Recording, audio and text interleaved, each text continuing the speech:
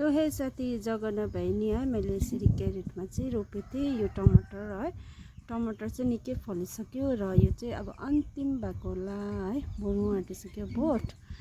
र यहाँ चाहिँ मैले करेला नि सारेको छु। हेर्नुहोस् है, करेला नि यहाँ दुई थरीको छ, एउटा लामे, यो चाहिँ लामो हुन्छ है, ठुलो। र यहाँ चाहिँ सानसानो पाडे पनि छ करेला है। यहाँ चाहिँ भेन्डी नि भइरहेछ है साथीहरू हो। यहाँ पनि छ भेन्डीहरू फल्दैछ है साथीहरू। जहाँ गएर अलिकति चलायो भने चाहिँ है यसरी टिपतिर रोप्दा नि हुन्छ है। यो चाहिँ लाम्चे खुर्सानी हुँदैछ। मेरो गार्डनको अर्ग्यानिक भेजिटेबल्सहरू हेर्नुहोस् है।